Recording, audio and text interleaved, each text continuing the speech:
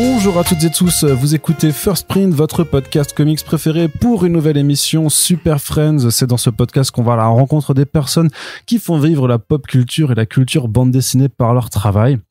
Enfin, ça, c'est de façon générale, puisqu'aujourd'hui, on va s'intéresser à d'autres formes de bulles que celles avec lesquelles les personnages de comics s'expriment, puisqu'on va vous parler de bière. Alors, disclaimer, bien entendu, l'abus d'alcool est dangereux pour la santé, à consommer avec modération. Nous sommes responsables sur First Print, mais on a envie en fait de faire un podcast un petit peu hors série, un peu spécial. Vous en avez parlé dans un podcast d'actualité Front Page d'une collaboration entre le label 619, la brasserie Arca Brewing Company et Etiquette, une société qui met en lien justement les brasseurs avec les artistes dans un monde où il est devenu beaucoup plus facile d'utiliser des IA pour faire des étiquettes de bière toutes pétées. Eh bien, on s'intéresse à des jeunes gens qui ont des démarches artistiques qui ont encore cette envie d'habiller leur canette de bière de jolies illustrations. Et donc, dans ce podcast, je ne serai pas tout seul puisque il y a Corentin, bien entendu. Salut. Et puis, nous avons Fabrice Fadiga que vous avez déjà entendu dans certains de nos podcasts on-screen. Fabrice, bienvenue à toi. Coucou. Est-ce que tu vas bien ? Ça va. Là, on est à Grenoble, il y a des montagnes, il y a de la végétation, je suis bien. J'ai une casquette engagée, Nick Lesia. Très bien. Alors tu portes pas. Alors quand il dit qu'il a une casquette engagée, il ne porte pas de casquette engagée sur sa tête. Hein. Faut pas être trop premier degré non plus. Mais Fabrice, est-ce que tu peux juste nous expliquer ce qu'est Etiquette en deux lignes pour celles et ceux qui ne connaîtraient pas? En deux lignes. Visualisons.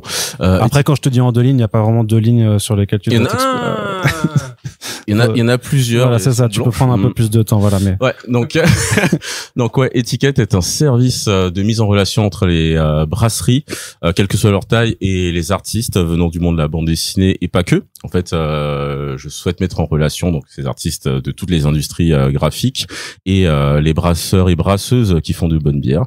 Et voilà. Donc, ça fait à peu près 3 ans que c'est lancé et on s'approche tranquillement de la centaine d'étiquettes avec plein d'artistes au compteur et quelques brasseries qui m'ont fait l'honneur de leur confiance et voilà. Donc je les embrasse toutes.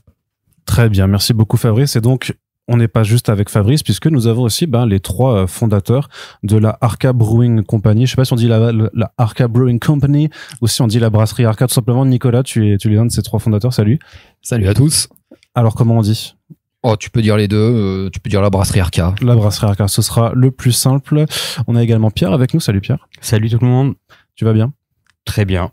Très bien. Et donc toi, tu es le seul qui est pour les IA quand même dans cette compagnie. Ah, vraiment, tu t'es opposé à la décision de tes associés. C'est ça, bon, ça a été difficile. C'est vraiment quelque chose que j'adore et que j'affectionne particulièrement. Mais bon, si on peut un petit peu faire vivre des artistes de temps en temps, c'est pas mal. Donc j'ai laissé couler quoi. C'est bien. Bon, on reviendra sur les coulisses de ce conflit intérieur, mais d'abord on parle aussi avec Franck le 3e larron. Salut Franck. Salut. Alors j'avais une blague à faire sur ton nom d'artiste dans certains milieux underground, mais même si on est entre adultes, voilà, n'exagérons rien. Tu peux y aller. Hein, très bien. On l'appelle le cric parce que lui, voilà, il y a pas que les bagnoles qu'il arrive à lever. Mais bon, nickel. Super. On est bien, on n'est pas bien là, entre couillasses, voilà, pour faire un podcast pour parler d'alcool et de bande dessinée. Voilà, on est content. Corentin, tu avais une question peut-être à poser à Fabrice juste avant? Non, pas du tout. Très bien. Alors on va commencer, mais je sais pas par où commencer. On commence par vous les gars. Est-ce que vous pouvez un peu me raconter juste l'origine de Arca? Est-ce que vous étiez, j'imagine que vous n'étiez pas brasseur depuis que vous étiez tout petit, quand même. Ce serait un peu inquiétant. Ouais. Non. L'origine de Arca, c'est trois potes qui brassent ensemble au début pour le plaisir. Et puis petit à petit. Et puis pour l'argent. Ouais, surtout pour l'argent. C'est devenu pour l'argent après, je comprends. Ça a bien trompé, hein. Le capital. On n'a pas dit que vous étiez malin, hein, juste passionné, hein, Mais voilà, petit à petit, l'idée a germé, et puis à un moment, je sais pas, on a glissé, on s'est retrouvé avec une brasserie.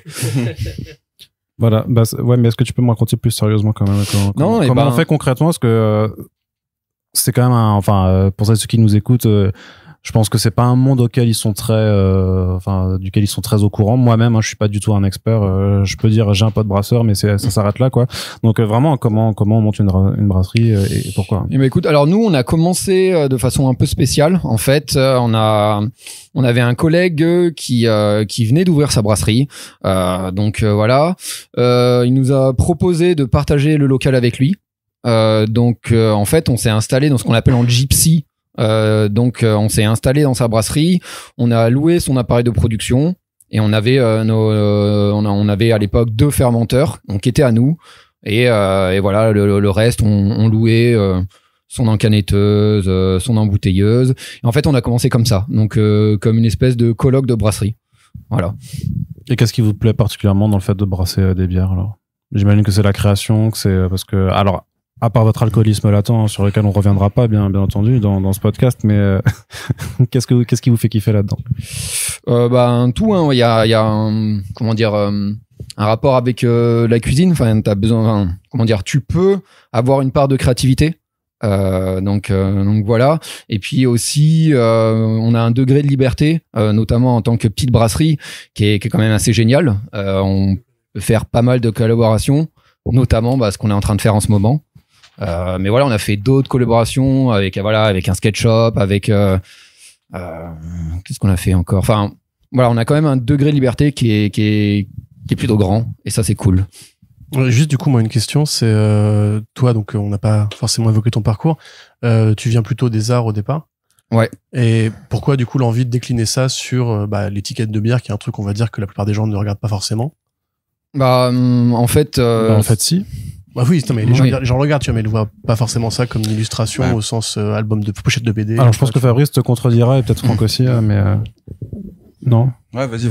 Sors le pourcentage sur les gens qui achètent. Pour les profanes, les étiquettes de bière, lorsqu'on passe de la Henken dégueulasse, on va dire à la craft, c'est quasiment 70% de l'acte d'achat en fait. C'est aussi pour ça que Étiquette a été lancé par opportunisme. Malheureusement, comme j'ai pas un pif aussi vaillant que le tien, j'ai pas anticipé l'arrivée des IA. Ce qui fait que oui, maintenant la plupart des brasseries ont de belles étiquettes, enfin ont des étiquettes graphiques, mais pas forcément illustrées par des artistes. C'est souvent des prompts plus ou moins grossiers qui font l'affaire. Voilà. On y reviendra de ça. Nous, en tant que brasserie, c'était aussi une volonté d'avoir des artistes sur les étiquettes, parce qu'on se disait en fait, pourquoi pas, pourquoi faire autre chose, pourquoi faire un truc banal et ennuyeux, alors que ça va être décliné en plein d'exemplaires, et du coup on s'est dit c'est l'occasion de faire une sorte de galerie d'art, tu vois, sauvage qui va se retrouver dans les rayons, et du coup c'est un peu pour ça qu'on a décidé de bosser avec des artistes avec des identités fortes et des choses qui sont un peu disruptives, quoi. Ouais, mais du coup j'imagine que ça te représente aussi un investissement, un budget, ça rentre dans le plan de production de chaque bière du coup. Ah oui, forcément ça fait mal. Ça coûte forcément, cher. ça a un coût, mais c'est aussi après c'est voilà, c'est inscrit dans notre ADN et ça fait partie de nos valeurs. Donc c'est un coût qu'on supporte. Je trouve qu'on rentre vite dans le vif du sujet, mais juste pour donner l'origine de notre collaboration, j'étais tombé sur leurs étiquettes. Donc, certaines illustrées par le fiefé Glenn Fabry et Glenn Fabry qui faisait les couvertures de Preacher entre autres. Voilà. Donc ce n'est pas leur implication, leur bon goût ne date pas de notre collaboration, mais bien avant, et on en parlera un peu plus tard parce que là on va peut-être vite en affaire. Ça c'est parce que c'est Corentin qui prend le micro pour aller au-delà de mon conducteur en fait. Mais bon. Voilà, pas. En même temps, avec son pif aussi, quoi, c'est normal, quoi. On part en freestyle, c'est pas grave, mais on parlera de tout ça en temps et en heure. Mais ouais, c'est une brasserie incroyable. Et sachez qu'aucune bière n'a été ouverte à l'heure actuelle pendant l'enregistrement de ce podcast. Mais par contre, Corentin avait effectivement une très bonne question, c'est que toi, ton parcours passe par les arts. Ouais, moi j'ai fait une école d'art appliqué, d'ailleurs, c'est la même que Mathieu Bablé.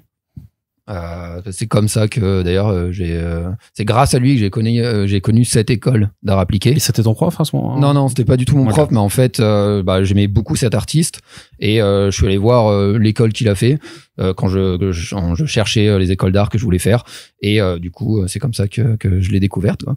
Donc, j'ai jamais rencontré le bonhomme, mais malgré tout, ça. Parce que alors Mathieu Bonhomme, c'est un autre artiste. Oui, alors donc. Voilà, parce que ça, on va commencer à s'embrouiller. Ouais, non, mais je suis très très fort pour ça en plus, hein, donc faut pas te. Appeler le Jean Roucas. C'est ça, voilà, te laisse pas déstabiliser. Pierre, est-ce que vous pouvez un peu me raconter juste ce que vous connaissez depuis longtemps alors? Vous vous êtes rencontrés où? Ça s'est monté quand? Eh ben, on est tous les trois de Gières à la base, qui est la ville collée à la ville de la Brasserie. Et ben, on a tous grandi dans cette ville et on s'est côtoyés par des amitiés communes. Et avec Franck, on s'est suivi tout du long, vraiment depuis très très jeune. Et avec Nico, on s'est retrouvés, on va dire, par rapport à la bière. Et c'est ça qui nous a réunis et on a commencé à faire nos expérimentations. En tout bien, tout honneur, hein, bien entendu. Oui, parce que quand tu dis que c'est la bière qui vous a réunis, forcément tout le monde a envie de faire la même vanne là-dessus, quoi, clairement. Mais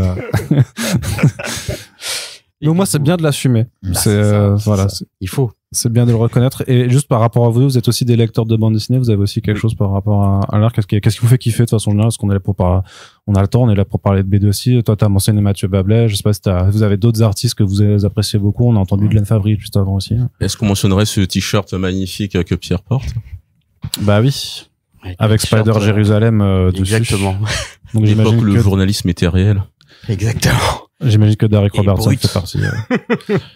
Mais vas-y, je vous laisse dérouler. Pierre, vu que t'avais le micro encore. Qu'est-ce que tu kiffes comme bande dessinée? Il y a pas mal de choses, hein. Pas mal de choses. Typiquement Transmétropolitain. Donc Warren Ellis, pas mal d'auteurs et de dessinateurs anglais qui ont fait du comics.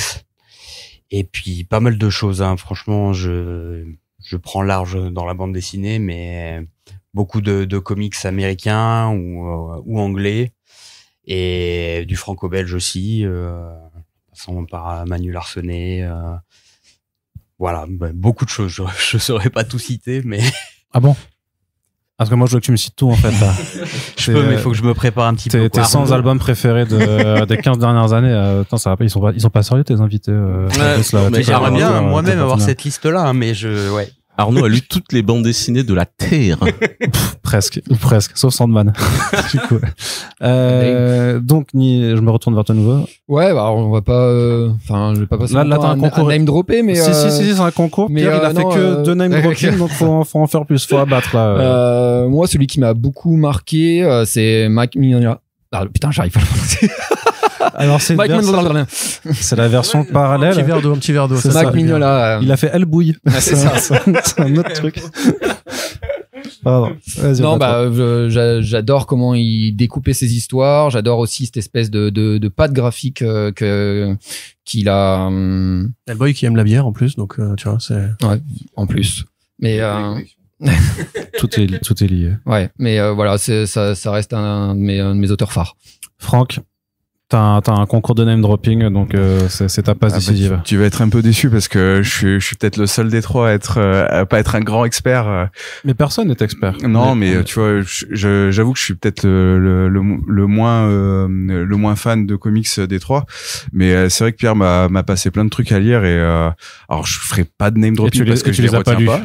Mais j'ai bien kiffé aussi et puis bon, après c'est un art comme un autre et du coup, comme je disais au début, l'idée c'est d'avoir de faire des passerelles et avec différents types d'art. Et du coup, pour moi c'était une super occasion de découvrir un univers et surtout de le mettre en avant. Donc ouais, désolé pour le name dropping, mais ouais, ça va, tu t'en sors. Mais je suis avec vous. Je t'en sors pas. Après, on n'a pas la même équipe, mais on a le même maillot. C'est ça, t'as capté. Comme disait un grand philosophe. Mais donc il y avait quand même cette volonté dès le départ, quand vous avez décidé de fonder votre propre brasserie, de se dire, parce que c'était il y a combien de temps déjà? 3 ans et demi. 3 ans et demi, voilà. Donc il y avait sûrement déjà des IA génératives, mais c'était pas comme aujourd'hui. Donc vous, je sais pas si vous vous êtes vraiment dit, on veut faire nos étiquettes avec des vrais artistes ou des graphistes. Parce qu'il y avait les yeux, en fait, juste parce que ça partait d'une volonté de travailler peut-être avec ces gens-là. Non, ouais, déjà c'est vraiment la volonté de bosser avec des artistes, mais je suis pas sûr que c'était qu'il y avait encore le début des Si. 2022, il y avait déjà Midjourney, il y avait déjà Mini Dali Ouais, était déjà en truc. ouais. Ok, ouais.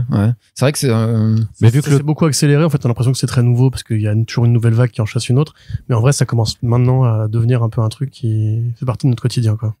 Mais c'est vrai que c'est pas forcément ça qui a fait qu'on a voulu bosser avec des artistes à la base, quoi. Bah, c'est ça, ma question, Juste, du coup, c'est quoi? Bah, en fait, tu regardes une étiquette et tu te dis, il y a une... Non, pardon, parce que j'ai l'air super violent quand je te pose des questions. Tu penses, c'est quoi? Tu vas te coucher, tu vas te mettre à table. Désolé. À vous, c'est pourquoi que t'as fait ça? Ouais, dans tout ça pour dire que, en fait, quand tu regardes une étiquette, tu te dis, il y a une énorme place pour mettre quelque chose. Et nous, c'était juste logique de mettre des illustrations et des illustrations d'artistes parce qu'on aimait ça. Donc le début du truc, c'était de dire on veut mettre en avant des artistes dont on aime le style, on veut que ça soit vraiment leur style qui soit sur les illustrations. Et du coup, c'est juste parti de là, c'était pas hyper c'était pas hyper réfléchi comme truc, juste faut faire une étiquette, on fait quoi? Venez, on trouve des artistes méga stylés et on les met dessus. Enfin, c'est aussi con que ça au final. Après, je veux pas empiéter sur ton conducteur, mais je sais bien. Mais tu sais que t'as tous les droits, quoi. Mais vous-même, du coup, vous avez déjà acheté de la bière comme dirait Fabrice, au facial, à l'illustration. Ouais. Alors, la bière au faciès, c'est pas exactement la bière. 35 ans, Super, oui, sans déconner, quoi. Bah oui, hein, c'est ça de pas grandir. On n'a pas forcément acheté que pour ça, mais c'est vrai que, surtout au début où on découvrait ce milieu, on était hyper attirés par des bières, je vais citer la débauche pour moi c'était un peu les trucs où je disais waouh, ils ont osé mettre ça sur une étiquette, c'est quoi ce truc de dingue. C'est quoi, vas-y, décris-nous parce que du coup c'était une brasserie qui mettait pas mal d'illustrations assez je sais pas, assez violente, ou tu vois des trucs assez qui pouvaient même être choquants et très dark. Et moi ça me parlait, tu sais, des fois j'avais l'impression de voir une pochette de métal sur une canette, et du coup je trouvais ça trop cool. Genre quoi, des agneaux éviscérés? Pas forcément, mais Andorre à Satan. Non, à tout moment, c'est impossible. Chez la débauche, il y avait aussi des trucs tout doux parce qu'en fait, c'est une brasserie d'Angoulême et il y a un vivier d'artistes assez incroyable là-bas, et donc en fonction du contenu, les artistes avaient je crois une sorte de carte blanche pour habiller les canettes, et ça donne des choses assez dingues. Maintenant, ils sont plus indépendants, ils ont été rachetés, mais ça a contribué notamment à mes études de marché sur les étiquettes, sur le poids que ça pouvait avoir dans la. Alors une étiquette, c'est pas très lourd, je pense c'est 1 gramme, quelque chose comme ça, quoi. Mais il est inarrêtable. Nos limites. Je suis désolé, hein, je m'excuse pour lui, comme tous les jours.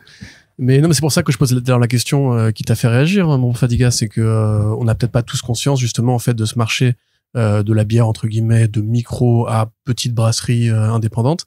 Pour la plupart des gens en tout cas, la bière ça reste quand même un produit de grande consommation avec ta 16-4, ta Heineken, ta Lef, ta Grimbergen. Mais là on est sur autre chose. Ouais. Voilà, et c'est que là justement on peut peut-être rapprocher le côté un peu artiste du côté brasseur. Dans ce côté on se démarque, on crée un truc à nous, un peu justement comme sur le milieu de la création originale entre guillemets, pour se démarquer d'une industrie qui reste assez dominée par des grands groupes entre guillemets.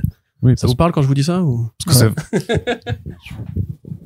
dans bière artisanale, il y a art.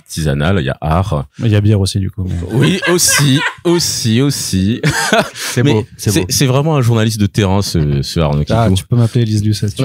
Élise Lucet. Donc, en fait, on est arrivé un peu plus tôt avec Corentin parce qu'Arnaud faisait la grasse mat, mais on a beaucoup parlé avec les brasseurs, et il y a des points en commun entre le monde de la bande dessinée, le monde de l'art, et celui de la brasserie artisanale plus particulièrement. C'est une passion qui anime celles et ceux qui font la bière, qui anime aussi celles et ceux qui font la bande dessinée, des bandes dessinées, et c'est un combat de chaque instant pour faire passer sa passion et ses idées dans les produits. Je dis produits parce que c'est vendu, mais ce sont des œuvres d'art aussi bien liquides du côté des brasseurs que solides au niveau des bandes dessinées. Et quand on se retrouve avec une étiquette illustrée par des dessinateurs, dessinatrices de bandes dessinées, on a le meilleur des deux mondes, et continuons là-dessus. Ouais, c'est très bien dit. Ouais, Continuons là-dessus. complètement. Mais Fabrice, vu que tu avais la parole, est-ce qu'on peut quand même revenir de ton côté un peu sur le projet étiquette en tant que tel? Comme je le disais tout à l'heure, C'est ton instant promo. Allez. Profites-en. Ouais. En fait, étiquette à l'origine n'est pas totalement arrivé par mon amour pour la bière. Je suis moins alcoolique que les gens autour de cette table, et mais plutôt. Ouais, Attends, Ça balance. Hein. J'appelle juste mon avocat pour ce petit procès en diffamation qui arrive sous tes pieds. C'est surtout absolument faux, hein, je tiens à dire. C'est clair. Ouais, non. Une enquête de presse qui arrive sur le sujet. Alors, on t'a pas entendu Corentin, mais C'est effectivement. C'est bon, je vais être fact-checké. Non, en fait, à l'origine, je cherchais un moyen j'essaie de trouver un revenu complémentaire pour les artistes de bande dessinée, dont la condition se dégrade d'année en année. Il y a un rapport, le fameux rapport Racine, je crois, qui est tombé là-dessus. Ah, mais il est bien enterré, quoi. Il y a quelques années. Et donc, il est au Père Lachaise, le rapport Racine. Et depuis, en fait, j'arrêtais pas de me dire, mais comment je peux faire à mon petit niveau de communicant dans la bande dessinée. Je n'ai pas de maison d'édition, je n'ai pas de gros moyens, enfin je n'ai pas de moyens tout court en réalité, pour aider les artistes. Et à côté de ça, je consommais des bières craft et je voyais, on va dire, la popularisation des étiquettes illustrées. Ça avait pris un peu de retard par rapport aux États-Unis où ça avait déjà bien explosé, au Canada aussi.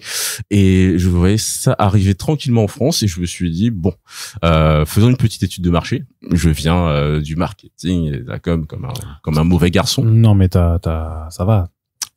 Ouais. Faut pas avoir honte. Oui, non, ça va. On va pas te juger. Merci. Et donc, on va te juger, mais c'est pas grave. En fait, on te juge et c'est super grave. Oh non. Ah, bouh, il fait des études de marché. Donc j'ai fait. Lâche le micro, s'il te plaît. Pardon. J'ai fait des études de marché là-dessus et je me suis rendu compte que ça allait vite arriver en France. Ça existait vraiment pas il y avait pas de business. Il y avait. Après, c'est vrai que même la microbrasserie, vous me dites si je dis une connerie, mais j'ai l'impression que c'est relativement récent, quoi. J'ai l'impression que ça va peut-être une dizaine d'années d'existence max, je sais pas, mais. Moi, j'ai l'impression que c'était vers 2018 que j'ai vraiment vu de plus en plus de microbrasseries, tout ça, et de magasins avec plein de bouteilles différentes. Mais en fait, il y a eu quelques précurseurs, mais un peu parsemés dans la France. Nous, près de chez nous, la brasserie Mandrin. Ouais. La brasserie Mandrin, qui est vraiment très proche de nous, qui a été un des précurseurs en Isère. Je saurais pas redire exactement sa date de création, mais c'est vrai que c'était vraiment éparpillé dans la France. Et c'est beaucoup plus récent que vraiment qu'il y ait eu une explosion sur ce type de brasserie et avec différents formats, justement, certaines plus classiques mais en tant quand même artisanales et on va dire en se cantonnant à des recettes classiques, et d'autres qui peuvent aller plus loin sur des styles beaucoup plus foufou, on va dire. Et du coup avec un design des étiquettes qui suit justement les recettes spéciales qui ont été faites par ces brasseries. Mais oui, le 10 ans, ça me paraît correct, même si ça s'est très amplifié petit à petit, quoi. Nicolas? Ouais, c'est à peu près ça. Ouais, je citerai aussi le Ninkasi, qui a une histoire assez intéressante. Alors le fondateur en parle bien. Je crois qu'au début tout le monde lui a dit mais t'es fou de te lancer dans ce projet, ça marchera jamais, tu vas te faire manger par un Heineken. Et aujourd'hui il a une brasserie qui est vraiment très très grande, avec une belle success story.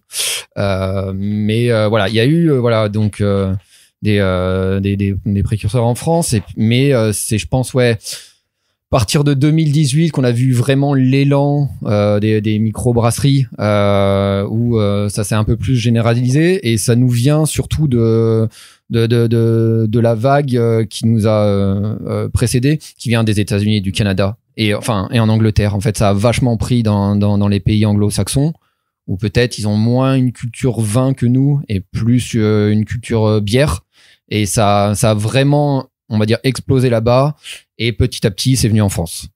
Ça.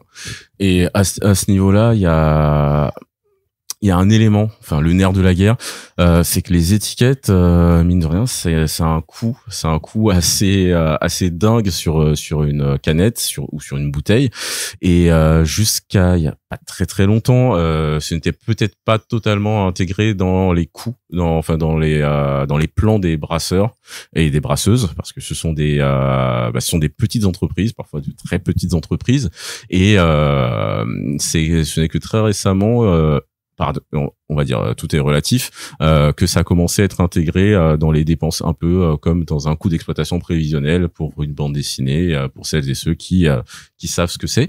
Et donc avec Étiquette, je m'étais calé dessus, je suis allé sur des forums de brasseurs, j'ai étudié justement des relevés de compte et tout, etc., des relevés d'exploitation, pour savoir à peu près où se situait, on va dire un prix plancher pas trop dégueulasse par rapport, on va dire, une planche qui pourrait être payée à un artiste, et le coût pour une certaine quantité de bière produite. Donc ça, je sais pas, à un moment on parlera peut-être chiffres, mais ça donne un prix plancher pas trop dégueulasse. Bah justement, moi j'étais pas contre qu'on parle chiffres maintenant, dans le sens où tout à l'heure on en parlait pendant la visite de la brasserie, mais les gens ne l'ont pas entendu. J'imagine qu'il y a des spécificités en fonction des artistes, comme quand tu négocies effectivement une planche ou un travail commercial pour un artiste. T'as travaillé du coup avec quelques artistes que tu peux citer? Là, avec notre collaboration avec Arca, j'ai eu la chance, le privilège de travailler avec les artistes du label 619, donc Run, Singelin, Simon Hutt et Petit Rapace, et un autre artiste qu'il ne faut pas oublier. Oui, il y a Pivoine, mais sur cette collaboration avec Arca, il y a aussi Yuck. Il faut pas l'oublier, parce que là on parle des dessinateurs, mais cet écrin magnifique, ces écrins magnifiques qui habillent ces bières aussi, ont été supervisés par ce directeur artistique de haut vol. Donc eux, qui travaillent avec le label depuis les débuts. Et que vous avez d'ailleurs le point commun de ces 5 personnes que tu viens de nommer, c'est qu'elles sont toutes passées sur First Print plusieurs fois, donc n'hésitez pas à aller écouter les podcasts avec le label 619. Et oui, je fais de l'auto-promo dans mon podcast que les gens nerds écoutent, mais il y a pas, voilà. Je fais ce que je veux, c'est mon podcast. Tu vas faire quelque chose, Pierre? Tu vas faire quelque chose, Nicolas? Non, je crois pas. Continue, Fabrice. Je vois pas. Moi, parce qu'ils les ai vus, ils ont levé les sourcils et tout. C'est des fous, là. Et donc, pour répondre à Corentin, il est en roue libre. Le mec vous a invité à son one-man show, hein. Ouais. C'est ça, et toujours sans avoir bu. Continue, Fabrice. Mais pour répondre à Corentin, oui, en fait, je travaille aussi dans la bande dessinée, enfin dans le monde de l'édition, et il y a un élément qui est assez important, c'est ne pas dévaluer le travail des artistes. Et donc, bien sûr, comme il y a un coût à la page, là, il y a un coût à l'étiquette, et pour pouvoir y arriver sans mettre en place de savants calculs de droits dérivés et tout, etc., de pourcentage sur les ventes d'étiquettes, on s'est calé sur un système d'étiquettes éphémères, un nombre d'étiquettes à produire pour coller à la rémunération de l'artiste. Donc, on a vu ça en privé avec Run, avec le label, et avec Arca. On a fixé un prix juste, je crois, pour tout le monde, j'espère, messieurs. Oui. Juste, voilà. C'est carré, comme dirait. et donc derrière, en fait, c'est un peu c'est de l'exploitation de droits, et j'ai l'impression que tout le monde est content. Ouais, même auparavant, tu avais aussi travaillé avec donc Arnaud Dieser Micro, avec Pivoine, avec Jofo. Comment est-ce que les artistes ils répondent à ce genre de propositions commerciales? Tu vois, est-ce qu'ils se disent waouh, une bière, ou alors est-ce que tiens, ça peut être original, intéressant? Tu vois, quelle est un peu l'expérience que tu as toi directement avec eux? Bah c'est assez chouette. La plupart d'entre eux n'avaient jamais n'avaient jamais fait d'étiquette de bière. Donc c'est toujours une sorte de saut vers l'inconnu, notamment du côté des artistes comme Pivoine. Enfin, quoique Pivoine avait fait une étiquette de bière aux États-Unis, parce que c'est un tueur que les gens ne savent pas encore, mais bientôt. Et donc c'est un exercice plutôt intéressant pour eux, parce que les canettes et les bouteilles ont une surface pour exprimer la narration séquentielle beaucoup plus une surface beaucoup plus restreinte qu'une planche de bande dessinée, parce que une étiquette de bière, c'est pas forcément un tableau figé. Ça peut raconter une histoire, d'ailleurs les tableaux aussi, je raconte la mort. Ça peut raconter une histoire, un instantané d'une histoire. Donc ça veut dire pouvoir se caler sur le format 44 centilitres, 33 centilitres, parfois 75, et exprimer tout ça en prenant en compte aussi les zones de texte, parce que on ne peut pas avoir une étiquette qu'avec du dessin. Certaines personnes le font. Des virgins comme ça, des étiquettes vierges, du coup. Ouais, mais en fait, en réalité, c'est pas giga légal parce qu'il faut indiquer les allergènes et tout ça. Degrés aussi. Les degrés, mettre les sigles que. Voilà. Donc, je suis pas là pour dire qu'il faut pas le faire, mais bon. Donc attention, hein, parce que c'est presque un appel à l'insurrection, donc moi, je suis pas chaud, quoi, quand même. Donc en fait c'est des petites gymnastiques qui sont assez intéressantes, savoir comment placer des éléments pour avoir le texte lisible, pour raconter une histoire, et ces échanges. En fait, je fais un peu pas le DA dessus, mais pas très loin. Je discute avec les brasseurs, les brasseuses, et on établit un brief, un mood board, et derrière j'échange avec les artistes et on essaie de se caler sur la vision, sur ce que les brasseurs et brasseuses avaient imaginé, et on leur propose des croquis pour savoir si ça correspond, si on a bien matérialisé leur imaginaire. Et après, en 3 allers-retours max en général, ça prend forme et on fait l'étiquette. Parfois, je m'occupe de la PAO. Parfois, comme chez Arca, il y a des fiefés graphistes, des artistes comme Nicolas là, qui est.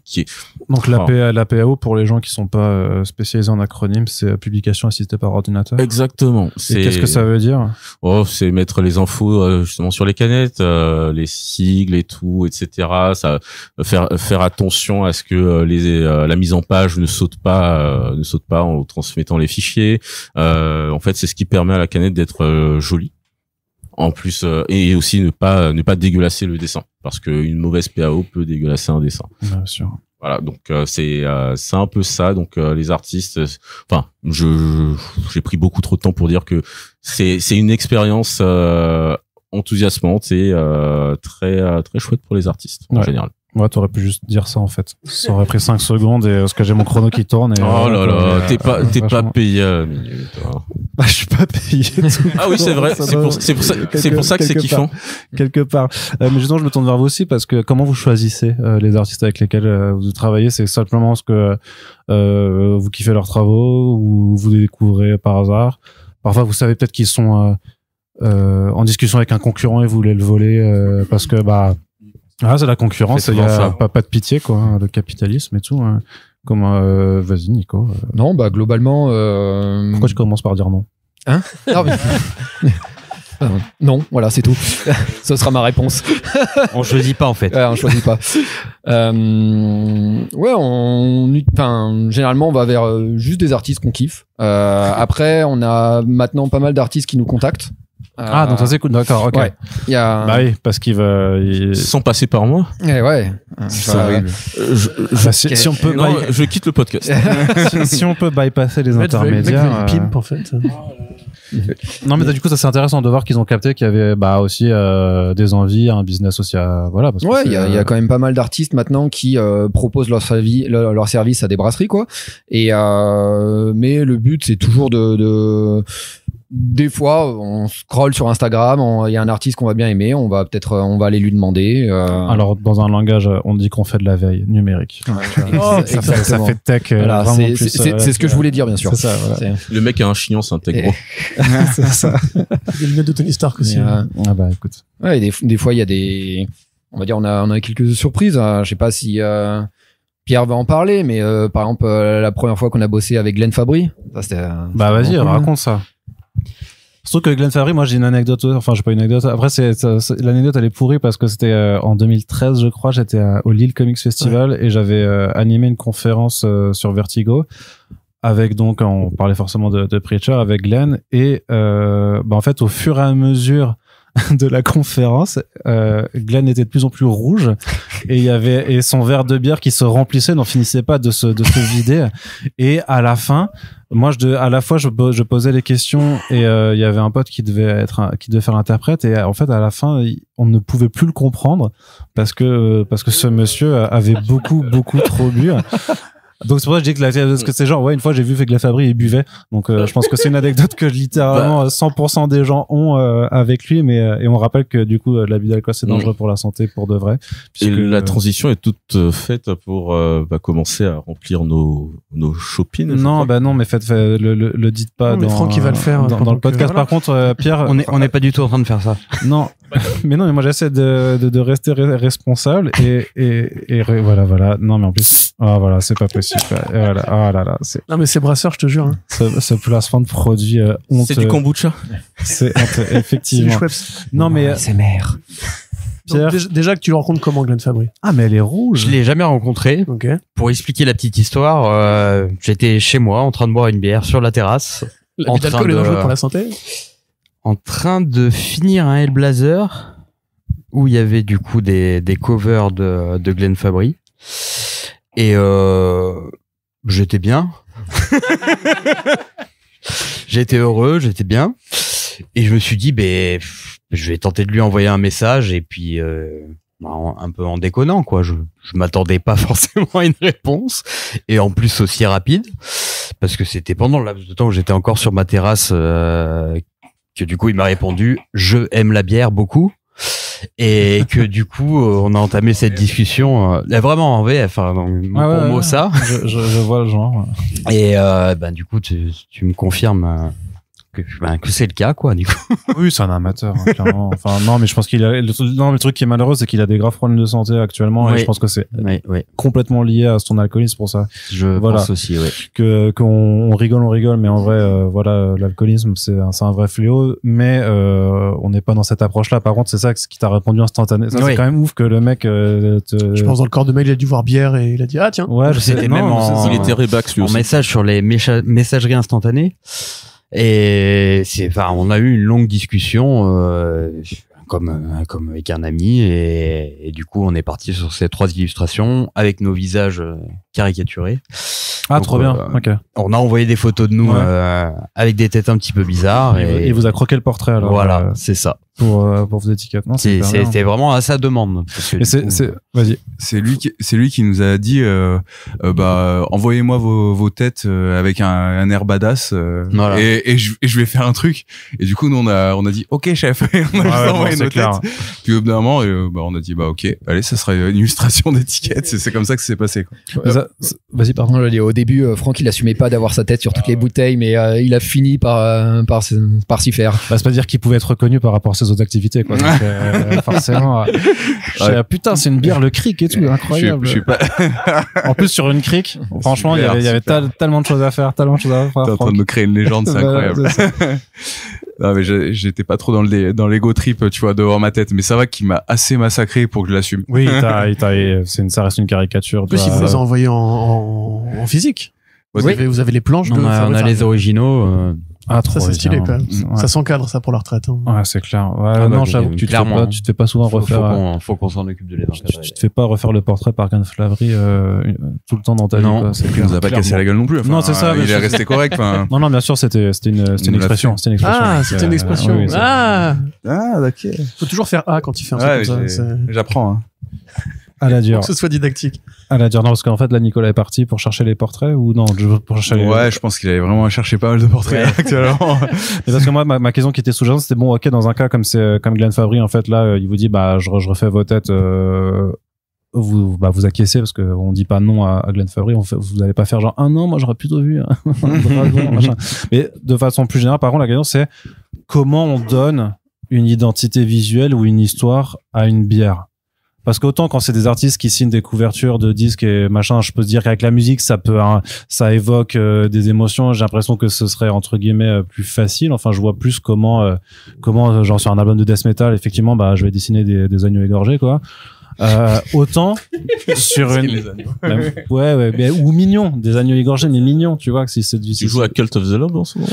Non, mais je vais m'y mettre. Là je suis dans une phase Hades, je vais bourriner les trucs et puis après je vais mettre Vraiment, jouer à Absolum. C'est oui, j'ai vu aussi, faut que je le fasse. Mais par contre non, vraiment c'est comment est-ce qu'on Cult of the Lamb vraiment bien. Ouais non, mais j'entends bien, mais c'est vraiment comment est-ce que on transpose des saveurs, des goûts en fait, ou je sais pas, enfin voilà, comment on passe de...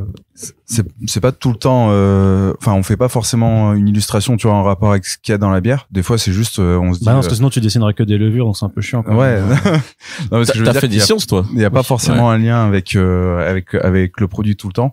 Et des fois c'est juste, on se dit, bah en fait on veut que cet artiste il exprime son délire sur une de nos canettes. Donc des fois c'est comme ça, et d'autres fois, tu vois, tu parlais d'albums de Death, moi sur les Imperial Stout, tout ce qui est bière brune, c'est hyper dense, hyper puissante. Ouais. Bah pour moi c'est logique, tu vois, c'est ok, c'est identité métal. Ouais, c'est stock, c'est.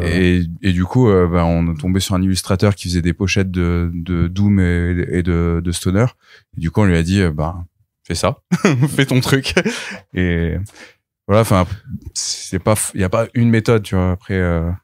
Et d'ailleurs, notre première collab a été un peu rigolote parce que bah on s'était rencontrés au Paris Beer Festival. Donc adhérez au Paris Beer Club si vous êtes à la capitale. Ça c'est vous voyez les témoins de Jéhovah. Ouais, exactement. Fabrice avec le Paris Beer Club, c'est un peu comme ça. C'est-à-dire qu'à un moment t'es tranquille chez toi, prendre le petit déjeuner et puis d'un coup il y a quelqu'un qui fait bonjour, vous connaissez le Paris Beer Club. Et parfois je jette les canettes par les fenêtres. Toc toc toc, bim. Et donc ouais, on s'était rencontrés au Paris Beer Festival il y a 1 an, je crois. On avait peut-être 2 même. Ou 2, ouais. Ça commence à remonter. Oui, 2. Ouais. Et donc on avait papoté, on était resté en contact. À un moment, vous m'avez fait, ouais, bah on peut peut-être faire une étiquette ensemble. Et c'était trop cool. Et vous aviez repéré Florian Nalen, Florianosaur sur le portefeuille d'artiste de étiquette. Et c'était trop cool. C'est un grand professionnel du graphisme, de l'illustration un peu punk, destroy, skate aussi. Et vous m'avez lâché un petit, ouais, il fait un peu sa magie. Alors que chez Étiquette, en réalité, depuis le début, en fait, on bosse sur des briefs. On essaie, comme je disais tout à l'heure, on essaie de faire, en fait, de matérialiser ce que les brasseurs et brasseuses ont en tête. Et là, c'était une carte blanche, ce qui était un peu inédit. C'est peut-être plus compliqué encore que justement suivre un brief ou établir une identité graphique, établir ce que la bière veut raconter. Et donc on s'est bridé. On s'est clairement bridé et on a fait non essayons de fais pas ça. Même moi je la fais plus cette blague. Ouais, Arnaud, c'est terrible. En 2025 on ne fait pas ça. Mais donc et donc on a dû établir un brief alors qu'il nous avait laissé une liberté complète. Donc merci pour la liberté, mais vous avez appris aussi depuis justement cette expérience, j'ai essayé de développer on va dire des sorte de contre-brief, enfin de brief alternatif pour les artistes, pour si le brasseur dit ou la brasseuse dit carte blanche, j'essaie de quand même cadrer, parce que imaginez tout ce talent sans cadre, ça peut donner un truc assez dingue. Voilà. Peut-être puissance brute. Ouais. Overnight Thousand. Mais la deuxième, on l'avait cadré après. Elle était très cadrée. Donc oui, ça fait private joke et tout. Ouais, ça mais fait private joke. Oh, je me suis senti exclu. Ah désolé. Je vais couper ton micro pour t'apprendre. Ah, voilà. non. Pour la petite histoire, c'était pour le coup là. J'espère que c'est drôle, hein, parce que sinon. C'est pas si drôle que ça. Ouais, bah, mais ça répond un peu à ta question de tout à l'heure, donc ça peut avoir du sens. Ok. C'est on avait une bière qui était très tu vois, fruits tropicaux, hyper gourmand, et du coup on avait parti sur l'univers du film ou du livre Rome Express, mais version Florianosaur, et du coup ça a donné un truc assez cool que je vous invite à aller voir sur les différents réseaux. Moi aussi je fais ma pub. T'as trouvé ça marrant, Corentin? C'était pas marrant, j'ai prévenu. Enfin, non, c'était pas zéro drôle. Je cherche parce que le nom Rome Express me dit un truc et du coup ça m'a perturbé plus qu'autre chose en fait. C'est Hunter S. Thompson. Ouais, c'est ça. Du coup, d'où le Spider Jérusalem qui va être le fil de ce podcast. Wow. Oui, c'est lui qui a inspiré le personnage de Voilà. Spider. Putain. Mais il lit pas les comics, ce garçon. Tout se connecte. Hein, le skateboard et le métal, d'accord, mais la Ouais, ouais. Après, on parle de vrais sujets aussi, quoi. Mais j'apprends. Oui, c'est vrai qu'il y a, skateboard métal, il y a une connexion qui se crée, et bière. On est sur les vrais sujets, mais parce que je posais quand t'étais parti chercher les portraits que t'as pas ramenés, du coup, de Glenn Fabry.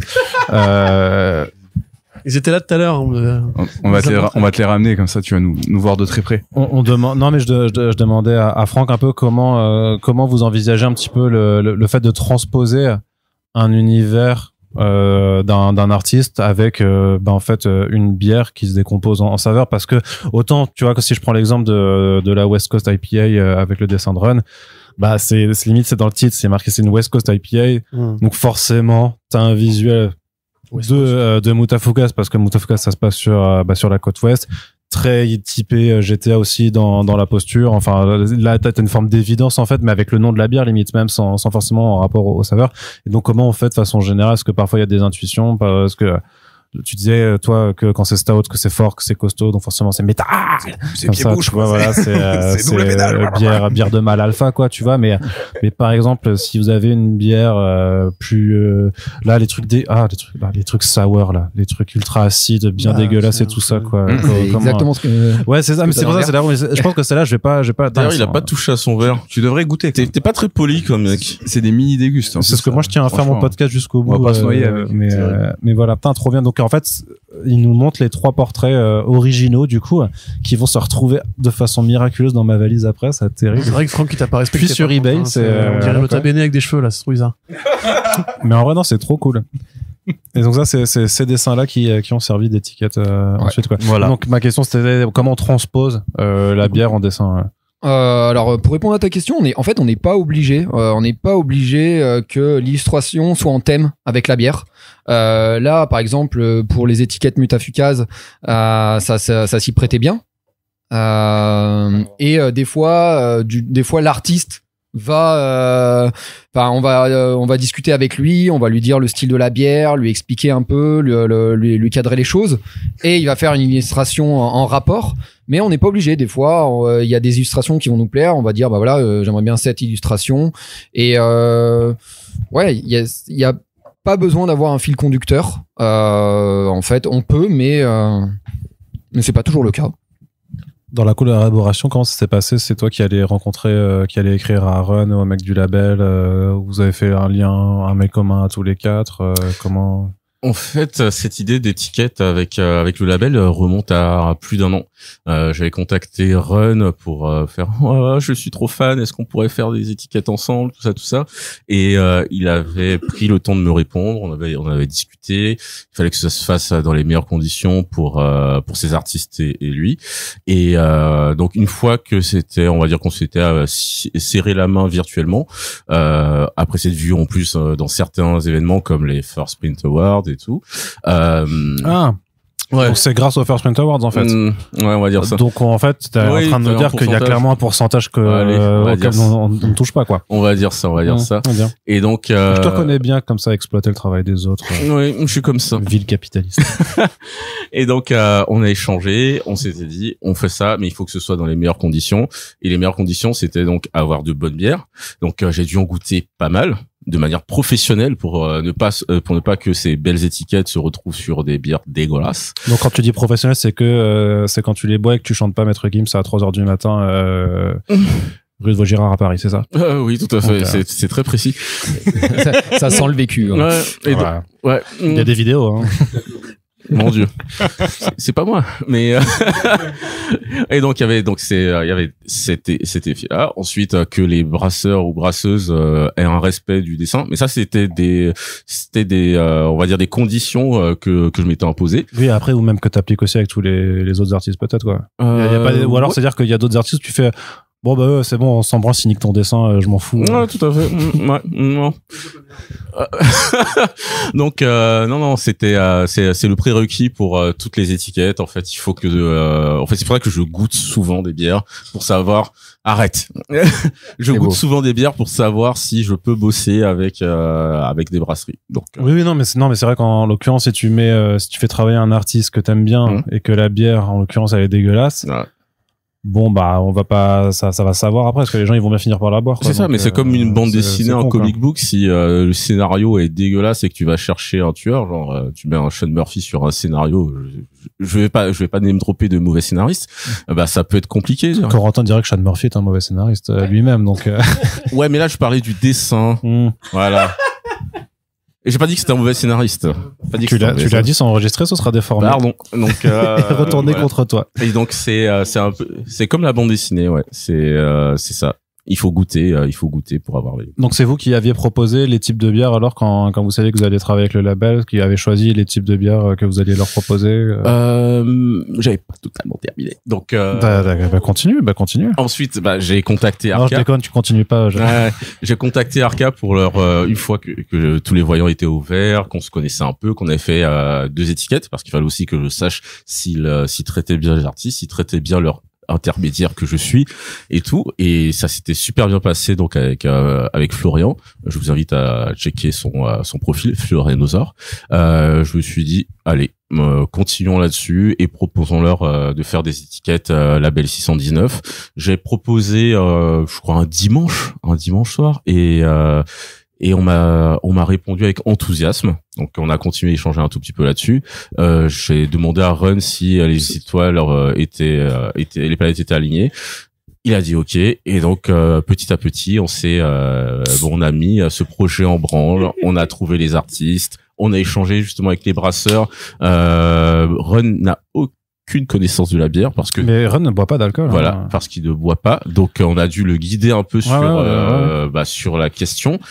Et donc au niveau des styles de bière, parce que il les connaissait pas toutes. C'est pour ça que je me dis, est-ce que c'est juste il a dû West Coast IPA, il s'est dit West Coast c'est bon, je vais être dans le truc, il y avait quand même une cohérence, tu vois. Non mais évidente hein. Le but c'était d'avoir une cohérence, et puis aussi c'était un exercice où on a essayé d'avoir des styles un peu divers. C'est-à-dire on n'a pas fait 4 nuances d'IPA. Donc voilà, il y a quand même une West Coast IPA, donc un style décris un peu comment vous décrivez. Moi j'ai pas du tout le vocabulaire de la bière, donc comment est-ce qu'on décrit un peu les 4 types de bières que vous proposez? Écoute, la West Coast IPA, alors on va dire ça fait partie des premières du premier vague de renouveau des IPA aux États-Unis, si je dis pas de bêtises, et du coup c'est une bière qui est quand même plutôt sec, bien maltée, avec une belle amertume qui nous vient des houblons. Voilà. Et après il y a on va dire son penchant East Coast qui s'est créé, et donc on est sur totalement l'inverse, donc c'est des bières avec beaucoup de corps, que les Américains appellent juicy, on pourrait dire onctueuses, avec peu d'amertume, et des houblons qui tirent plus sur les côtés fruits tropicaux. Donc on a 2 styles d'IPA quand même qui sont vraiment différents et qui montrent bien toutes les nuances que tu peux avoir au sein même d'un même style, donc qui sont les IPA. Et après du coup on a décidé de mettre donc une porter, un style que en France on pourrait appeler bière brune, une porter au café, et une sour, donc une bière acide, et du coup on est sur une sour cassis, plutôt fruits rouges, cranberry, et on est vraiment sur une belle couleur bien rouge. C'est vrai qu'elle a une belle gueule, elle va bien avec Slum Kids, du coup, le côté un peu rosé, rosâtre. Ouais, c'était un peu cette idée de faire. Je veux dire, c'était ton analyse fine et érudite, Corentin. C'est le 2e verre, là, ça y est. Hein. Ouais, c'est pour ça, on va plus le dire, on va plus lui donner le micro, surtout. Ouais, justement, ouais, la Slum Kids, c'est donc cette C'est-à-dire que vous avez réparti après les artistes sur les différents types de bières, alors. C'est ça. Ouais. Slum Kids Viper Sour. C'est pour le coup, c'était une idée de Run. Je crois que c'était la seule où il voulait avoir un truc, on va dire très typé. Il voulait qu'il y ait un côté poison, on va dire liquide toxique de trauma. enfin de films de trauma. Et pour la The Grossery, là je parle juste de celle qu'on est en train de goûter. On recrache derrière parce que l'alcool est dangereux pour la santé et tout. Et donc la The Grossery, c'est une NEPA, donc une New England IPA. Ouais. Et pour coller avec l'est des États-Unis et tout ça. Très bien, très bien. Comment ça s'est fait alors de façon pragmatique? C'est donc là vous avez assigné les artistes à leur bière. Vous leur dites faites quelque chose qui colle un peu à l'univers de la bière. Vous leur donnez pas d'indication. Vous laissez comment ça se passe? Au début, on pensait qu'ils allaient nous faire des illustrations, mais pas en rapport avec leurs différents univers. Ouais. Oui, parce c'est vrai qu'on l'a pas précisé, mais il y a donc une bière The Grossery, une bière Slum Kids, une bière Mutafukas et une bière Mutafukas 86. Et voilà. Et en fait, très vite, on nous a dit, ce serait bien de mettre les différents univers sur les différentes canettes. Et du coup, nous, ça nous allait très bien aussi. On est vraiment très fan de tous ces comics, donc on les a lus et relus. Alors dis pas que c'est des comics, si Ron t'entend, il va te flinguer. Alors roman graphique, BD, bande dessinée. Non, BD, ok. Ouais.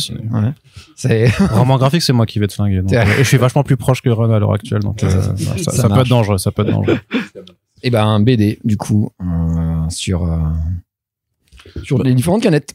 Petit point là-dessus, si on a pu, on va dire décliner les univers de ces bandes dessinées sur des canettes, c'est parce que ce sont les auteurs qui possèdent les droits de ces bandes dessinées qui les ont dessinées. Pour la The Grossery, sont pas tous les auteurs n'ont pas été impliqués parce que le scénariste c'est Aurélien Ducoudray qu'on salue bien bas et qui nous a fait la gentillesse en fait d'accepter d'être rémunéré en canette. Donc c'est trop chouette. Je dévoile un peu les coulisses là-dessus. On connaît la réalité des reste concentré, te laisse pas déconcentrer parce que quand on fait le pitre à côté.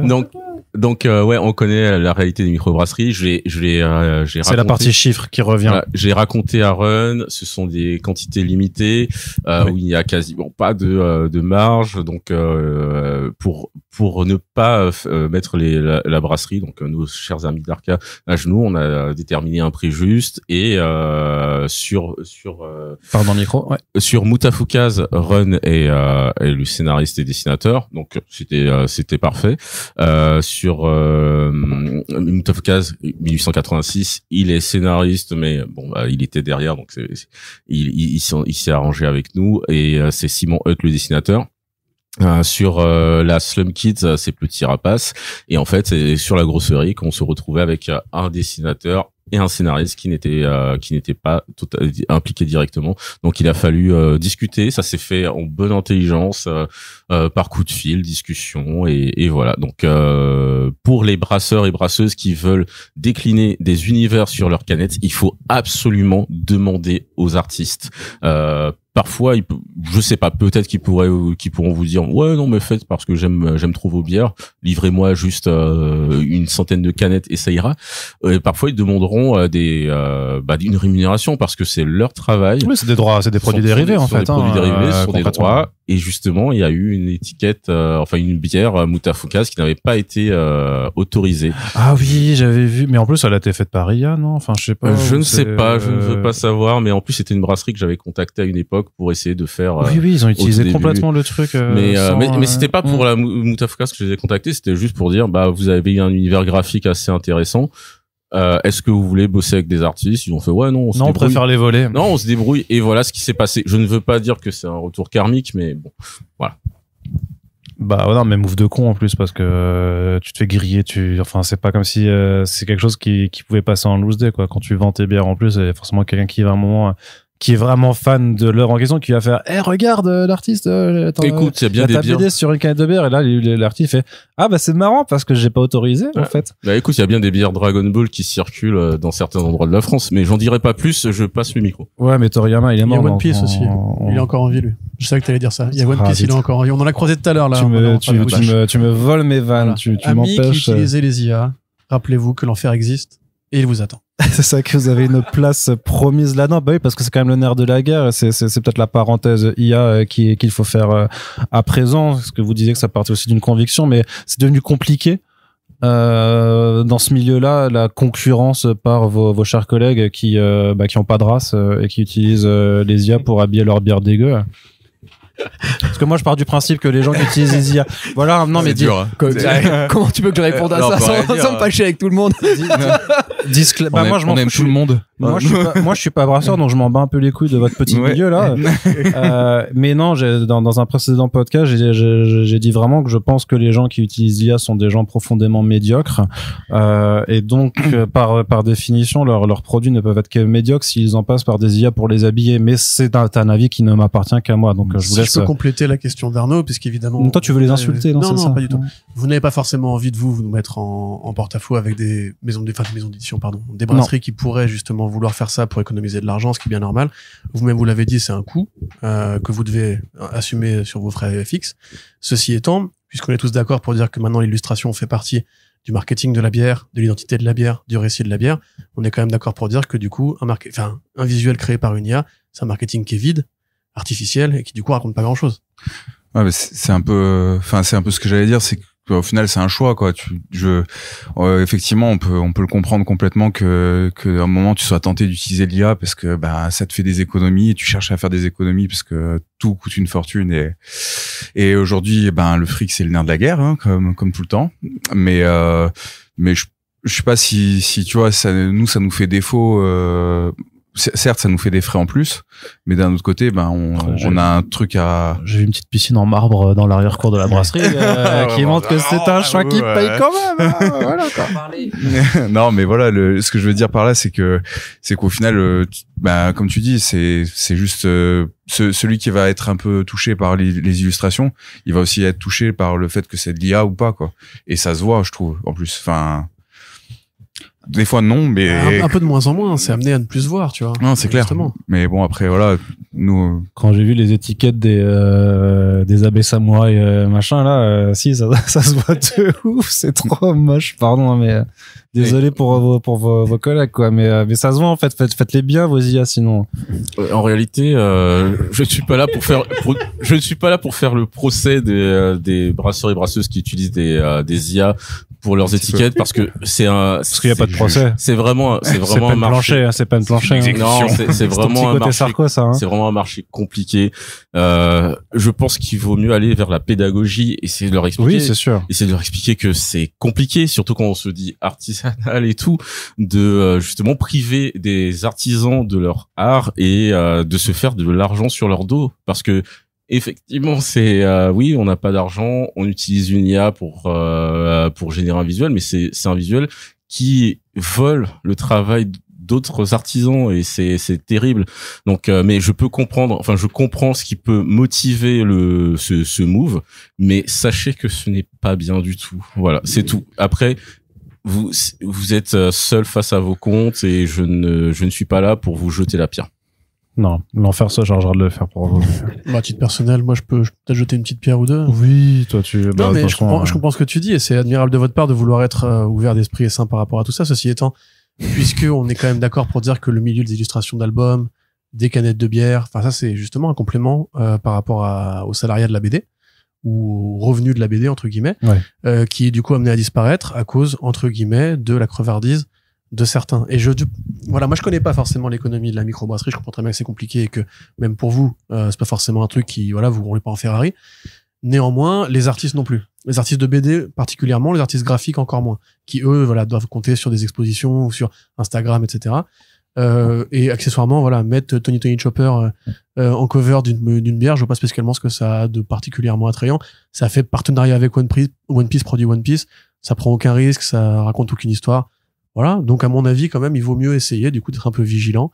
Et effectivement, comme tu l'as dit, ça se remarque de toute façon quand tu tombes devant. Ouais, pour l'instant, mais est-ce que vous y prêtez une attention particulière? Ah bah forcément, nous on en est bien conscient. De toute façon, moi je viens de ce milieu-là, donc on voit bien. Oui, d'autant plus pour toi, oui. on le voit bien, hein, tous les artistes qui sont en train de crever et qui sont de plus en plus mis à la porte par les IA. Mais c'est pas que, en vrai, c'est même pas que dans notre domaine, c'est en général, dans la communication, dans les années qui viennent, il y a beaucoup d'artistes qui vont être mis à la porte, même dans ce que ce soit dans la vidéo, dans la création de publicité. On le voit déjà beaucoup sur les publicités, sur les affiches de festivals aussi. Ouais, voilà, exactement. Les affiches d'albums. L'actrice en IA aussi, rappelez-vous. Ouais. Maintenant, même ça transcende juste le côté graphiste, en fait. C'est Ouais, vraiment, bien sûr. Mais les pochettes d'albums de CD qui étaient quand même comment dire un support historique des artistes. Il y a des pochettes d'albums qui ont été iconiques et tout ça grâce à des artistes. Et non, nous on le voit forcément et justement on s'engage là-dessus. Ça fait partie de nos valeurs. Et si après aussi, ce qui est bien, c'est que si ça peut faire de la pédagogie, si ça peut amener d'autres brasseries à se dire ah ouais, en fait peut-être que je pourrais aller voir pour j'aime bien cet artiste, peut-être que si je voulais le supporter, je pourrais lui faire payer quelques illustrations. Enfin voilà. Supporter, c'est un anglicisme, on dit soutenir par contre. Oui. Et nous on te supporte, donc moi je suis insupportable par contre, mais c'est pas un anglicisme. non mais et aussi l'autre point, c'est là je vais pas faire la pub pour étiquette. Vous connaissez en plus Comics Blog et First Print on en parlait, mais vous pouvez contacter directement les artistes si c'est compliqué pour vous. On est là pour ça, mais si vous vous dites on veut pas passer par un intermédiaire et on veut directement parler à des artistes, ça existe déjà. Il y a des brasseries et d'ailleurs Arca le fait très bien. La brasserie Nautil à Nantes le fait aussi. Enfin, il y a plein de brasseries, plein de brasseurs et de brasseuses qui passent directement avec des artistes. Par contre, ça demande aussi du temps et de l'énergie, et c'est là que j'interviens. Mais si vous dites oui, mais ce gars-là, il est juste là pour prendre aussi des thunes des artistes, pour prendre l'argent. Exactement. Parce qu'on t'appelle pas un peu le François Fillon du milieu. Exactement. Quoi, et je ne rends jamais la thune comme lui. Mais non, c'est aussi ça. C'est en fait je suis là pour éviter que les artistes s'occupent de leur compta, de démarcher et justement de déchiffrer les briefs de brasseurs et brasseuses qui sont en train de courir dans tous les sens et qui savent peut-être pas exactement quoi demander. Et dans l'autre sens, justement, je fais de la gestion de projet. Donc c'est un peu, on en parle de temps en temps autour d'une bière ou d'un café, mais c'est aussi la résultante de ma frustration éditoriale. Bosser avec des artistes, leur permettre de s'exprimer et aussi d'exprimer ma créativité, c'est mon leitmotiv. Donc voilà, c'est ça, étiquette. Et voilà, c'est tout ce que j'ai à dire là-dessus. Faites bosser les artistes. Donc voilà, avec le code Vive Fabrice sur le site, vous pouvez entrer, vous avez 20% de réduction sur votre commande d'étiquette et un sticker avec ma tête dessus. Ça je veux ça. Moi. Bah oui, t'imagines. Moi aussi. T'imagines. On pourra peut-être avoir notre portrait par Glenn Fabry, on sait pas. Hein. Après, on lui écrit. Il nous entend. Voilà, c'est. A priori. Non, mais pour ouvrir. J'imagine que vu que vous avez abordé une première collaboration avec le Label 119, qu'il y a des envies de poursuivre ces collaborations. Qu'est-ce que vous pouvez nous dire en ouverture pour le futur de ce podcast? Ça amène plein d'idées nouvelles ou alors en continuité, effectivement. Je peux. Pardon. Je sais pas quoi dire de plus, mais oui, ça ouvre le possible, quoi. Non, de toute façon, nous, on est grands fans, donc si on peut continuer à collaborer avec eux, c'est pour nous, en tout cas, cette collab s'est vraiment très bien passée. On est vraiment très fiers d'avoir ces différentes bières, et du coup, qui sait s'ils veulent continuer à collaborer avec nous dans de futurs projets, on est allons-y. Voilà, vous n'avez pas des fantasmes d'artistes? Non, ça c'est pour l'autre podcast. des fantasmes. Le podcast Fantasmes et bière, c'est l'autre émission. C'est l'autre émission. Non, mais tu parlais de Mac Mignola tout à l'heure. Ouais. Oui. Alors là, je vais dire, c'est ça. Non, mais ne serait-ce que même déjà, j'en sais rien, moi, Mathieu Bablé, Florent Modou, carrément. Voilà, non, mais il y a pas mal de monde. J'ai du mal à citer des noms. RG, Franck. Pas une petite collab avec Moulinsart et tout, il serait chaud. Un petit Tintin de ski, là. Grave chaud. Il serait chaud, ouais. Après, j'allais dire Tiède, quand il tombera dans le domaine public, mais ça marche pas comme ça en France. Donc, dommage. Bah écoutez, très bien. Et vos bières, on peut les retrouver où alors? Parce on en a parlé. Peut-être qu'il y a des gens qui auront envie d'en boire. Ah, la brasserie déjà. On peut venir jusqu'ici. Ouais, mais c'est chiant. possible. C'est chiant parce que c'est un peu relou. en proche banlieue de Grenoble. C'est chez les provinciaux. Et voilà, faut aller à Grenoble, quoi. Comment c'est loin. Et sinon, sur notre site internet, voilà, les c'est feignants ça. Comme toi qui ne veulent pas venir jusqu'à nous, même si tu es en face de moi. Bah ouais, c'est ça. Paradoxe, c'est quand même incroyable. On est dans un univers C'est parallèle. Donc ouais, vous pouvez le retrouver sur notre site et chez plein de revendeurs qui sont également notés sur le site. Donc que ça soit à Grenoble ou ailleurs. Avec une carte interactive. Tout à fait. Qui vous permet de retrouver votre complètement à jour et tout. En plus. Et d'ailleurs, si votre caviste préféré n'a pas encore les bières Arca, vous pouvez le tanner, l'insulter aussi, si vous voulez, si vous n'êtes pas très poli, pour qu'il passe commande, ou qu'elle passe commande, un petit message à Arca. J'aimerais bien avoir cette collab label 619 X Arca dont tout le monde me parle, et ça. Tu fais ça pas super bien la réclame publicitaire, je trouve, Fabrice. Normal. Désolé aux cavistes qui vont se faire ronger, mais ça marche, ça fonctionne. Dis-moi, j'ai entendu parler de cette collab label 619 avec. Elle m'a l'air fameuse et gouillante. Mais regarde sur leur site, tu peux les contacter, les appeler. Alors je le fais tout de suite. Allô, oui, bonjour. Si j'ai pas le micro, je peux pas faire ça. Ouais, c'est vrai. Je parle tout seul, c'est trop bizarre. Non, mais c'est cool de le laisser en freestyle. Fallait voir jusqu'à où ça va. Il peut tenir un quart d'heure. Donc le cabaret de la Loutre Verte tous les jeudis soirs. Tout à l'heure, il a bu un demi-verre de pour mon spectacle. Très bien. Non, mais je crois qu'on a fait le tour. Ça me paraît pas mal. Bel exposé. Très belles illustrations au passage. On a peut-être oublié de dire que c'est assez joli. Non, mais si c'était moche, on n'en aurait pas. On serait pas venu. Ça fait une petite heure et demie qu'on en parle quand même. On serait pas venu depuis Paris jusqu'à Grenoble si c'était pour des illustrations éclatées. On n'a pas terminé. Qu'est-ce qu'on n'a pas terminé? On vient de déguster la Moutafuka, qui est une West Coast IPA. Et derrière, comme on boit avec modération, on n'a pas encore testé la porter au café. Oui, mais les gens s'en foutent. Non, mais c'était juste pour rappeler les styles. Voilà. Très bien, les styles. Je pense qu'il voulait ton retour d'expérience. Donc mais moi, j'ai pas le vocabulaire, moi. Moi, je suis bien dans un podcast. La bière est bonne. Non, les trois bières sont bonnes. Même la sour, moi, j'aime pas la sour en général, donc, mais je suis agréablement surpris parce qu'elle est pas trop acide. Pour le coup, la West Coast IPA était cool, mais j'ai pas goûté la Naipa, j'ai pas. Non, t'es sur la Naipa encore.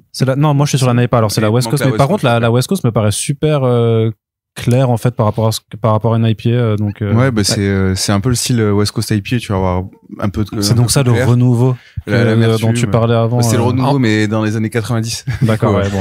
Maintenant c'est presque un style old school. Mais attention parce que t'as essayé de suivre. Au niveau comics, il peut te coucher. Donc. C'est pour ça. Non, attends, je me venge un peu.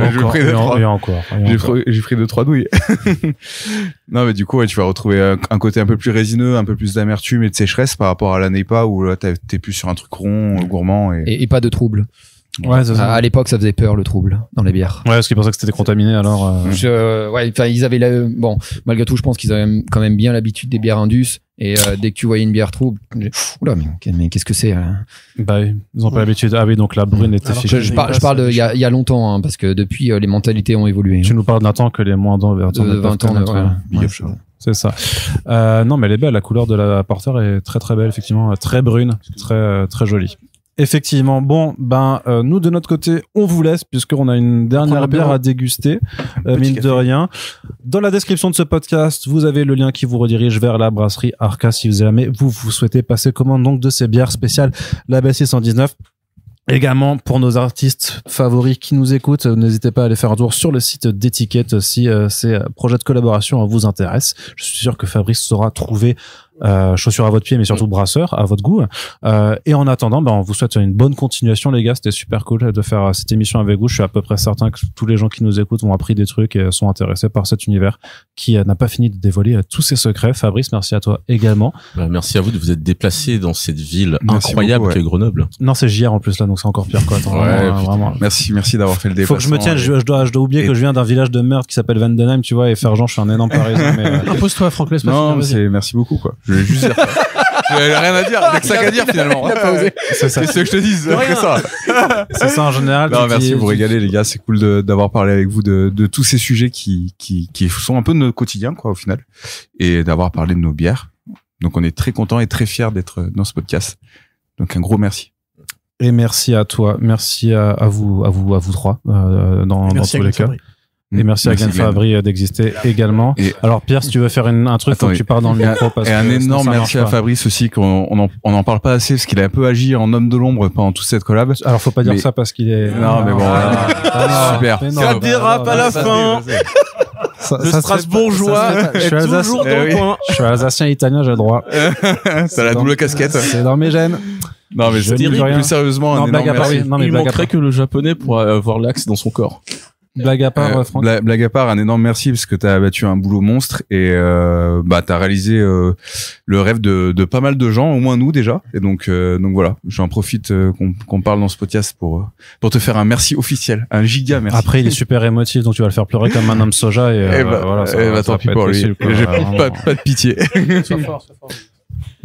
Et merci aux artistes du label aussi évidemment, les Unsung Heroes. Parce que c'est quand même assez très joli ces super, ces étiquettes. Elles sont incroyables. Voilà. Incroyable. Un mot de la fin juste pour dire au revoir aussi à Pierre, Nico. Au revoir à tous. Merci pour tout. Je sais pas quoi dire de plus. Les brasseurs sont bizarrement des gens très sobres. Très sobres dans leurs propos, effectivement. Ouais. Mais en tout cas, on espère que cette émission vous a plu. Si c'est le cas, n'hésitez pas à en parler autour de vous, à partager le podcast, à commenter sur nos plateformes, sur les réseaux sociaux et à nous rejoindre sur le Discord. Et on vous dit à très bientôt. Merci à toutes et tous de nous avoir écoutés et à la prochaine. Salut! Des bisous! Salut!